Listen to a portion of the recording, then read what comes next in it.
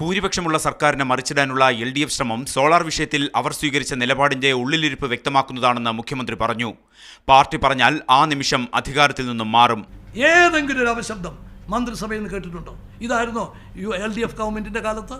Party ഏൽപ്പിച്ചൊരു ഉത്തരവാദിത്വം party പറയുന്നിടത്തോളം കാലം എന്ത് അപമാനവും അവഹേളനവും സഹിച്ചാണെങ്കിലും അതുമായി മുമ്പോട്ട് പോകാനുള്ള ബാധ്യത എനിക്കുണ്ട്. ആ ബാധ്യത നിറവേറ്റുമെന്ന് കണ്ടപ്പോഴാണ് ഇവിടെ മന്ത്രിസഭാ മാറ്റം. അതൊക്കെ മനപ്പായസം, അത് കണ്ട ആരും ഉണ്ണണ്ട. UDF ഒറ്റക്കെട്ട.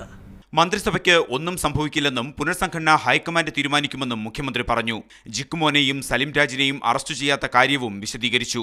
ഫോൺ വിളിക്കുന്നത് ഒരു കുറ്റമായിട്ട് ഈ ഗവൺമെൻറ് കാണുന്നില്ല. ഇതിനകത്ത് സാമ്പത്തിക കുറ്റം, വഞ്ചനാ കുറ്റം, അതാണ് ഗവൺമെന്റിനെ സംബന്ധിച്ചിടത്തോളം ഗൗരവമായിട്ട് കണ്ടതും അതിൻ്റെ രീതിയിലാണ് അന്വേഷണം നടക്കുന്നത്. ആശ്രയ ട്രസ്റ്റിൽ ടീം സോളാർ നിക്ഷേപം നടത്തിയിട്ടില്ലെന്നും ട്രസ്റ്റിലേക്ക് വരുന്ന പണത്തിന്റെ ഉത്തരവാദിത്വം തനിക്കാണെന്നും മുഖ്യമന്ത്രി വ്യക്തമാക്കി.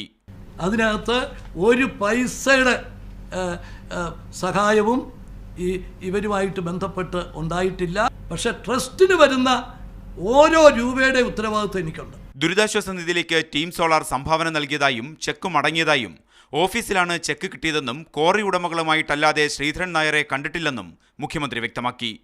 മീഡിയ 1 തിരുവനന്തപുരം.